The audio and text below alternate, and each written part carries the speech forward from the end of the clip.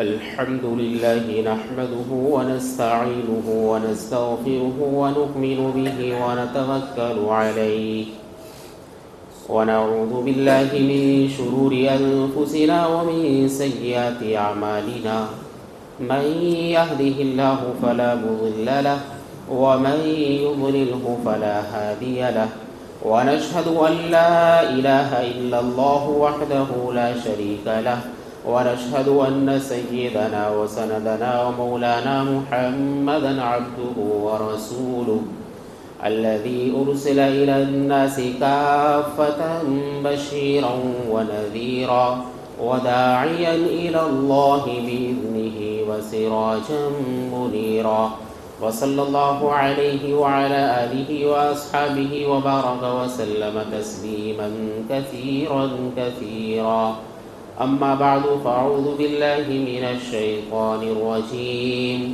بسم الله الرحمن الرحيم ومن الناس من يشتري لهو الحديث ليضل عن سبيل الله بغير علم ويتخذها هزوا أولئك لهم عذاب مهين وقال تعالى ومن يشاقق الرسول من بعد ما تبين له الهدى إلى آخره قال النبي صلى الله عليه وسلم من تشبه بقوم فهو منهم آمنت بالله صدق الله مولانا العظيم وصدق رسوله النبي الكريم ونحن على ذلك لمن الشاهدين والشاكرين والحمد لله رب العالمين.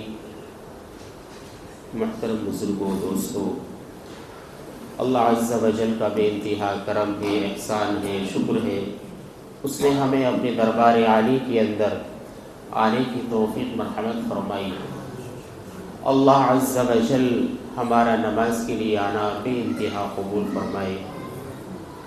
پیارے بھائیوں، بزرگوں، دوستو، اللہ تبارک و تعالی نے قرآن مقدس کے اندر فرمایا یا ایھا الذین آمنوا ادخلوا فی السلم کافہ، اے ایمان والو اسلام میں پورے طور پر داخل ہو جاؤ، یعنی مکمل طور پر اسلام کے جو احکام ہیں ان پر عمل کرنے کی پوری طریقے سے کوشش کرو، مکمل طور پر ان کو اختیار کرو، ان کاموں کو کرو جن کاموں کو اللہ نے حکم دیا ہے. اور جو آدمی ایسی بیہودہ باتوں کے اندر لگا جو اللہ کے حکم کے خلاف ہیں، نبی کے طریقے کے خلاف ہیں، تو ان کے لیے اللہ نے دردناک عذاب تیار کر رکھا ہے، جس کے اندر اللہ ان گنہگاروں کو ڈالے گا جو بغیر توبہ کیے اور اللہ کی نافرمانی کرتے ہوئے دنیا سے چلے گئے کہ انہیں توبہ کی بھی توفیق نہیں ہوئی. ایسے لوگوں کے لیے اللہ نے اپنے یہاں دردناک عذاب تیار کر رکھا ہے. میرے بھائیو، بزرگوں، دوستو، اللہ تبارک و تعالیٰ نے جن کاموں سے منع کیا ہے ان کے قریب جانے کو بھی منع کیا ہے. مثال کے طور پہ اللہ تبارک و تعالیٰ کو زنا سے روکنا تھا تو فرمایا وَلَا تَقْرَبُوا الزِّنَا، زنا کے قریب بھی مت جاؤ. یعنی جس کام کے ذریعے تم زنا تک پہنچ سکتے ہو، زنا کی نوبت آ سکتی ہے، اس کام کے قریب بھی مت جاؤ. یعنی بد نگاہی سے بچو، نگاہوں کو نیچی رکھو، غیر محرموں سے جو ہے گفتگو کرنے سے، تنہائیوں کو ان کے پاس بیٹھنے سے اور اس طرح کی ان کے ساتھ جو ہے نشست و برخاست کرنے سے بچو جو تمہیں اس گناہ تک پہنچا دے. اللہ کو شرک سے منع کرنا تھا تو اللہ تبارک و تعالیٰ نے بتوں کو پوجنے سے اور اسی طریقے سے قبروں کو سجدے گاہ بنانے سے اور ان کی جو ہے ان کے سامنے سجدہ کرنے سے منع کر دیا. تو جس طریقے سے جو بندہ جس گناہ میں ملوث ہو سکتا ہے اس کے قریب جانے سے بھی اللہ تبارک و تعالیٰ نے منع فرما دیا ہے. بے شمار گناہ رات دن ہم اپنی آنکھوں کے سامنے ہوتے ہوئے دیکھتے ہیں کہ رات دن جو ہے دنیا والے انسان گناہوں کے اندر ملوث ہے، لیکن ان گناہوں میں سے بدترین ایک گناہ ایسا ہمارے معاشرے کے اندر رواج پا چکا ہے کہ جس کو ہم گناہ تصور بھی نہیں کر سکتے، نہیں کرتے. ہم یہ بھی نہیں سوچتے کہ ہم یہ گناہ کر رہے ہیں یا نہیں کر رہے ہیں. حالانکہ کسی گناہ کو گناہ سمجھتے ہوئے کرنا یہ گناہ کبیرہ ہے. کسی گناہ کو گناہ سمجھتے ہوئے کرنا. آپ کوئی گناہ کر رہے ہیں, آپ کو معلوم ہے کہ میں یہ گناہ کر رہا ہوں, یہ غلط کر رہا ہوں, تو یہ گناہ کبیرہ ہے. اور اگر کسی گناہ کو تم حلال اور جائز سمجھ کے کر رہے ہو تو یہ آدمی کفر تک پہنچ جاتا ہے. کفر کا اندیشہ ہے کہ اسے پتہ ہی نہیں کہ جو میں کر رہا ہوں یہ غلط ہے یا صحیح ہے. تو معلوم یہ ہوا کہ گناہ کو گناہ سمجھتے ہوئے کرنا گناہ کبیرہ, اور اس کو جائز اور حلال سمجھ کر کرنا یہ کفر تک پہنچنے کا ذریعہ بن سکتا ہے. تو اسی طریقے سے ہمارے معاشرے میں ایک گناہ ہے جس کو ہم پتنگ بازی کے نام سے جانتے ہیں, بسنت کے نام سے جانتے ہیں. لوگ یہ سمجھتے ہیں کہ اس میں کیا برائی ہے, کیا قباحت ہے, تھوڑا سا منورنجن تو ہو رہا ہے, تھوڑی سی ہوا کھالی ہے, بچوں نے یہ کر لیا ہے. اس کو ہم گناہ تصور ہی نہیں کرتے. اور جو میں نے بتایا کہ گناہ کو اگر آپ گناہ بھی نہیں سمجھ رہے تو پھر اور زیادہ خطرے والی بات ہے. پتنگ بازی کے اندر کس قدر گناہ ہے, کس قدر گناہوں کا مجموعہ ہے, آپ حیران رہ جائیں گے کتنی خباثتیں ہیں. اور تاریخ لکھنے والوں نے لکھا ہے کہ پنجاب کے اندر, سیالکوٹ کے اندر جب یہ ہندوستان متحدہ تھا کہ ہندوستان, پاکستان, بنگلہ دیش سب ایک ہی تھا, اس وقت کسی انسان نے, کسی جو ہے غیر مسلم نے جو ہے اللہ کے نبی کی شان میں گستاخی کی تھی, تو اس کی سزا کی پاداش میں اس کو جو ہے سزائے موت دی گئی. لیکن اس کے جو ماننے والے تھے, جو چاہنے والے تھے, اس کے جو عزیز و اقارب تھے, ان نے اس کی اینیورسری منائی. 1 سال جب ہو گیا تو اس دن جو ہے لوگوں نے پتنگیں اڑائی, اپنی خوشیاں منائی. تو وہاں سے بھی اس کی شروعات لکھی ہے کہ اس طریقے سے بسنت یہ وہاں سے چلا ہے, پتنگ بازی وہاں سے چلی ہے. لیکن اگر ہم اس کو بھی نظر انداز کر دیتے ہیں تو پتنگ بازی کی مثال بھی فرمایا کہ نبی کریم صلی اللہ علیہ وسلم کے زمانے میں پتنگ بازی تو نہیں تھی, لیکن اللہ کے نبی نے یہ دیکھا کہ ایک آدمی کبوتر کے پیچھے دوڑ رہا ہے, تو فرمایا کہ جو آدمی کبوتر کے پیچھے دوڑ رہا ہے یہ دوڑنے والا شیطان ہے. جو ہے کبوتر کے پیچھے دوڑ رہا ہے تو اس کو شیطان سے تعبیر دی ہے. تو علماء مفسرین اسی کو اس پر جو ہے فٹ کرتے ہیں کہ جو آدمی پتنگ کے پیچھے دوڑ رہا ہے تو گویا وہ بھی ایک شیطان ہے جو پتنگ کے پیچھے دوڑ رہا ہے. نبی کریم صلی اللہ علیہ وسلم نے تو بغیر منڈیر والی چھت پر سونے سے منع فرمایا کہ جس چھت کے اوپر یعنی کہ وہ منڈیر نہ بنی ہو, کوئی دیوار نہ ہو, کوئی آڑ نہ ہو, کوئی روک نہ ہو, تو اس پر آپ جو ہے قیام نہ کریں, رات کو نہ سوئیں. پتہ نہیں آپ سونے میں جو ہے کہیں ایسا نہ ہو کہ آپ اس پہ لڑک کر نیچے آ جائیں. اسلام نے اس قدر جو ہے ایمان والے کی, انسان کی جو ہے اس کی ہر طریقے سے اس کی حفاظت کا ذریعہ اور کس طریقے سے زندگی گزارنی ہے, کیسے کام کاج کرنے ہیں, یہ سارا طریقہ منظم طریقے سے لوگوں کو بتایا ہے کہ بغیر منڈیر والی چھت پر سونے سے منع فرمایا. لیکن ایک پتنگ باز آدمی جب پتنگ کے پیچھے دوڑتا ہے, عام طور پر جو پتنگیں اڑائی جاتی ہے 90% یہ کیا کہتے ہیں چھتوں پر اڑائی جاتی ہیں, اور جس وقت جو پتنگ کہیں کٹ کر آ رہی ہے تو اس طریقے سے آدھا دم اس کے پیچھے وہ آدمی دوڑتا ہے کہ اسے یہ پتہ نہیں چلتا کہ میرا پیر کہاں پڑ رہا ہے, دیوار چھوٹی ہے یا اونچی ہے. کتنے حادثات ہوتے ہیں کیونکہ اس کی نگاہ پتنگ پر رہتی ہے. اگر وہ یہ دیکھے گا میں کہاں دوڑ رہا ہوں تو ظاہر پتنگ نہیں لوٹ پائے گا. پتنگ اسی وقت لوٹے گا جب برابر مستقل کنٹینیو وہ پتنگ کو دیکھے گا. گویا پتنگ لوٹنے کی ایک خاصیت اس کی یہ ہے کہ بھئی وہ پتنگ کو مستقل اس کو دیکھنا ہے, جب وہ لوٹ پائے گا. اگر وہ چھت دیکھے گا, دیوار دیکھے گا تو نہیں لوٹ پائے گا. تو ظاہر ہے کہ جب وہ اس طریقے سے پتنگ کے پیچھے دوڑ رہا ہے تو شیطان سے اس کی تعبیر ہے, اور پھر وہ اگر گر جائے گا تو ظاہر ہے کہ وہ اس نے اپنی جان کو ہلاکت میں ڈالا اور اس کو خودکشی کا گناہ ملے گا. قرآن کہتا ہے سورہ بقرہ کے اندر وَلَا تُلْقُوا بِأَيْدِيكُمْ إِلَى التَّهْلُكَةِ کہ اپنی جان کو ہلاکت میں نہ ڈالو. ایسا کوئی کام نہ کرو جس سے تمہاری جان ہلاکت میں چلی جائے, تم جو ہے تمہیں نقصان پہنچ جائے, تمہیں جو ہے ضرر پہنچ جائے. ایسا کوئی کام نہیں کرنا چاہیے. تو ظاہر ہے جو آدمی اس طریقے سے پتنگ کے پیچھے بھاگ رہا ہے یہ قرآن کی مخالفت کر رہا ہے, نص قطعی کی مخالفت کر رہا ہے. قرآن تو کہہ رہا ہے کہ ہلاکت میں نہ ڈالو اور وہ اپنی جان کو ہلاکت میں ڈال رہا ہے. تو قرآن کی مخالفت ہوئی یا نہیں ہوئی؟ تو قرآن کی مخالفت کر رہا ہے. اسی طریقے سے پتنگ باز آدمی جب پتنگ کے پیچھے کوئی پتنگ جو ہے کٹ کر آ رہی ہے, حضرت تھانوی نور اللہ مرقدہ یہ لکھتے ہیں کہ پتنگ جس نے لوٹی وہ تو گناہگار ہوا, لیکن اس کی جو ڈور ہوتی ہے اس کے لوٹنے میں بہت سارے آدمی گنہگار ہوتے ہیں. پتنگ تو ایک آدمی کے ہاتھ میں آئی، وہ گنہگار ہوا، لیکن اس کی جو ڈور ہوتی ہے، جو مانجھا ہوتا ہے، اس کو تو حضرت نے لکھا 20 آدمی اس پر ہاتھ صاف کرتے ہیں.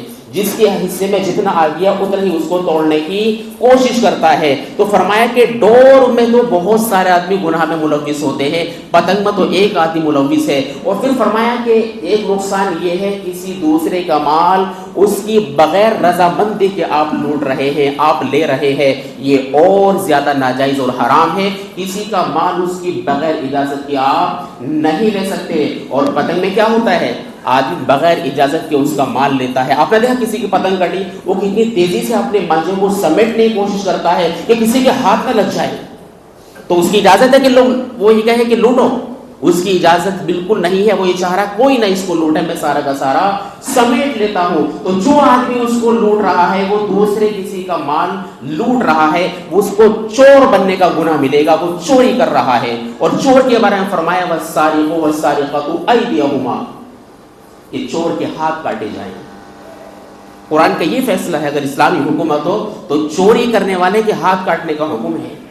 تو اسی طریقے سے میرے بھائی بزرگوں دوستوں، عام طور پر جو پتنگ بازی ہوتی ہے اس سے کتنا جانی نقصان ہوتا ہے. آپ نے کتنے بسنت سے اگلے دن کی اخبارات کی سرخیوں کے اندر آپ دیکھیں گے، الیکٹرانک میڈیا پر، پرنٹ میڈیا پر، سوشل میڈیا پر کتنے حادثات آپ کے سامنے آئیں گے کہ ایک آدمی بائک چلاتا جا رہا تھا اور آگے کوئی بچہ بیٹھا اور ماں جایا اور وہ ذبح ہو گیا، گردن کٹ گئی. کتنے بے شمار اس طرح کے واقعات آپ دیکھ سکتے ہیں. بات طویل ہو جائے گی، لمبی ہو جائے گی اگر میں اور تفصیل میں جاؤں. تو فرمایا ایک اس کی خباثت ایک یہ ہے کہ یہ عام طور پر چھتوں پر جو ہے پتنگ بازی ہوتی ہے. کتنے گھروں کے اندر بہت سی، کسی کی ماں ہے، کسی کی بیٹی ہے، انہیں چھت پر کوئی کام کرنا ہے، کسی کو کپڑے پھیلانے ہیں، کسی کو دھوپ میں بیٹھنا ہے، ان کی بے پردگی ہوتی ہے، بدنگاہی ہوتی ہے، بے پردگی کا گناہ آپ کو مل رہا ہے. قرآن کہہ رہا ہے قُل لِّلْمُؤْمِنِينَ يَغُضُّوا مِنْ أَبْصَارِهِمْ، اے مؤمنین، اے مسلمانوں، تم اپنی نگاہوں کو نیچی رکھو. اور آپ وہاں کھڑے ہو کر جو ہے دوسرے کے گھروں میں تاک رہے ہیں، جھانک رہے ہیں، دوسروں کی جو ہے بہو بیٹیوں کی بدنگاہی، بے پردگی ہو رہی ہے، یہ گناہ بھی آپ کو مل رہا ہے. اور یہ نص قطعی سے ثابت ہے کہ اپنی نگاہوں کو نیچا کرو. اگر آپ جو ہے چھتوں پر چڑھ کر کسی گھر میں جھانک رہے ہیں تو قرآن کے خلاف جا رہے ہیں. قرآن تو کہہ رہا ہے نگاہ نیچی کرو، اور آپ ایسے جو ہے مواقع تلاش کر رہے ہیں کہ دوسروں کی جو ہے بے پردگی کرنے کا موقع ملے. یہ خباثت ہے. اسی طریقے سے عام طور پر دیکھا گیا ہے کہ چھتوں پر یہ پتنگ بازی ہوتی ہے تو وہاں پر جو ہے میوزک کا اور اسی طریقے سے ڈیجوں کا انتظام ہوتا ہے، گانے بجانے کا انتظام ہوتا ہے. یہ بھی جو ہے کیا ہے، اللہ کے نبی نے تمام چیزوں کو منع فرمایا. وَمِنَ النَّاسِ مَن يَشْتَرِي لَهْوَ الْحَدِيثِ، جو آدمی اس طرح کی چیزیں خرید کر لائے کہ اس سے بے حیائی پھیلے، اس سے جو ہے لوگ جو ہے اللہ کی طرف سے جو ہے ہٹ جائیں اور گناہوں کے اندر ملوث ہو جائے، ان کے لیے تو عذاب میں عذاب مہین ہے. تو یہ بھی قرآن کے آپ خلاف جا رہے ہیں. اسی طریقے سے میرے بھائی بزرگوں دوستوں، اس پتنگ بازی کے اندر پتنگ جو ہے یہ کس چیز کی بنائی جاتی ہے، کاغذ کی بنائی جاتی ہے. اور کاغذ کے بارے میں فرمایا کاغذ جو ہے آلات علم میں سے ہے، اور آلات علم کا ہمیں احترام کرنا چاہیے، قدر کرنی چاہیے. ایک آدمی کو علم سیکھنا ہے تو کاغذ کا رول ہے یا نہیں ہے؟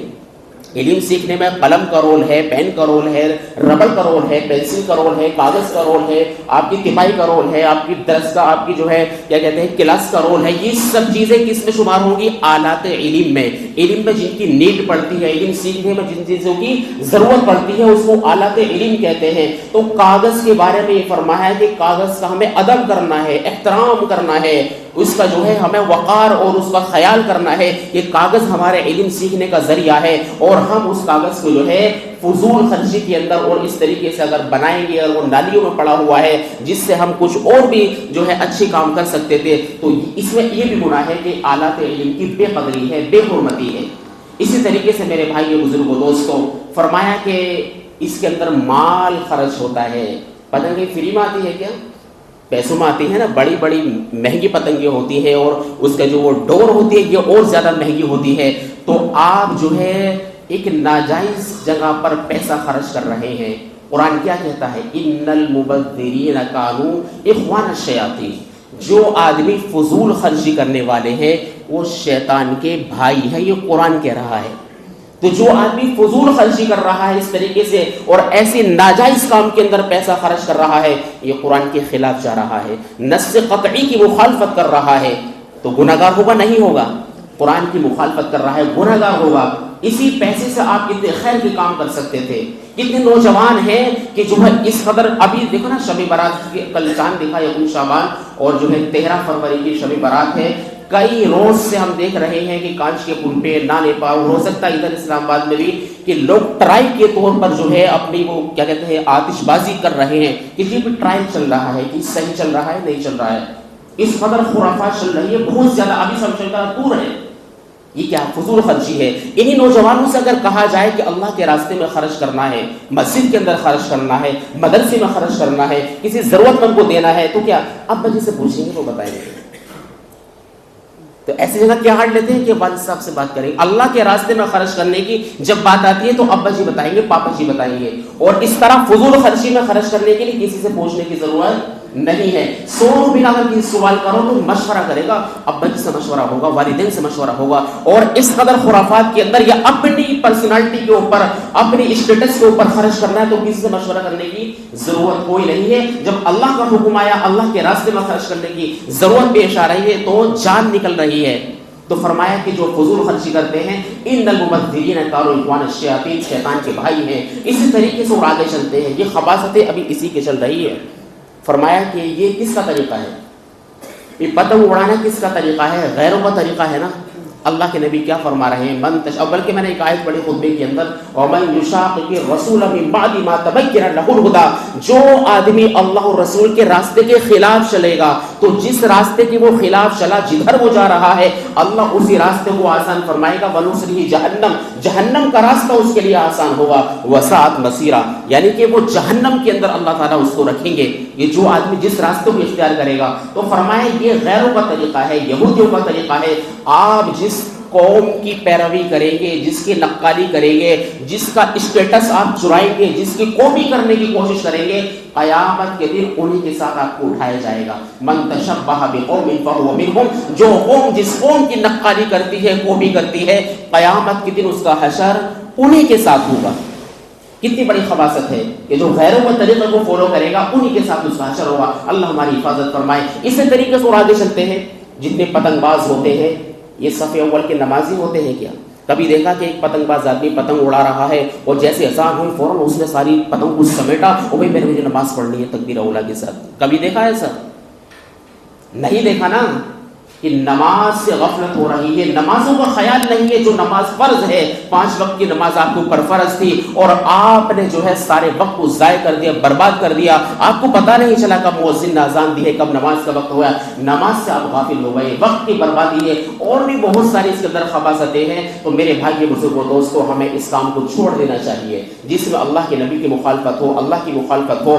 ہماری زندگی چند دن کی زندگی ہے، چھوٹی سی زندگی ہے، ہم اس کو اللہ کی مرضی کے مطابق گزارے، اپنے بچوں کی تعلیم کی طرف دھیان دیں کہ ہمارے بچے کیا کر رہے ہیں، ان کی ایجوکیشن کی طرف دھیان دیں۔ ہم خود تو سوٹ بوٹ کے اندر پھر رہے ہیں اور جو ہے زبان کھلتی پتہ لگ جاتے ہیں کتنی قابلیت ہے کس کے اندر۔ تو بچوں کو ہم کیا بنا رہے ہیں؟ بیلدار بنا رہے ہیں ان کو۔ تمہارے بچے کیا کریں گے بڑے ہو کر؟ سیور لائن سے کرنے کے علاوہ اور کون سا کام کریں گے؟ نہیں، آج یہ کمپیوٹر کا دور ہے، ایجوکیشن کا دور ہے۔ بچوں کی قابلیت، ان کی صلاحیت، ان کی ایجوکیشن، ان کی ایبلٹی، اس چیز پر ہمیں دھیان دینا چاہیے کہ ہمارے بچے بڑے ہو کر کیا کریں گے۔ ان فضول خرچیوں کے اندر نہ تو پیسے دینے کی ضرورت ہے اور بچوں کو سمجھائیں کہ یہ خلاف طریقت ہے، یہ ہمارا طریقہ نہیں ہے، اللہ کے نبی کے خلاف ہے اور اللہ کے حکم کے خلاف ہے۔ ہم کوئی والدین اپنے بچے کو پتنگ بازی کے لیے اور آتش بازی کے لیے، انار بازی کے لیے، خدا کے لیے بالکل پیسے نہ دیں، ورنہ آپ اگر ان کو پیسے دیں گے تو آپ بھی اس گناہ میں ملوث ہیں کہ جو آدمی جس چیز کا ذریعہ بنتا ہے وہ بھی اس میں شامل ہوتا ہے۔ اور بھی بہت ساری خرافات ہیں، وقت قلت ہے تو یہ القریب کیونکہ بسنت آنے والا ہے، غالباً کل یا پرسوں ہے، تو ہمیں اس سے حد تر امکان بچنے کی کوشش کرنی چاہیے، اپنے رب کو راضی کرنے والے عمل کرنے چاہیے۔ اللہ تبارک و تعالیٰ کی رسول سے ذالک عمل کی توفیق و رحمت فرمائے۔ وآخر دعوانا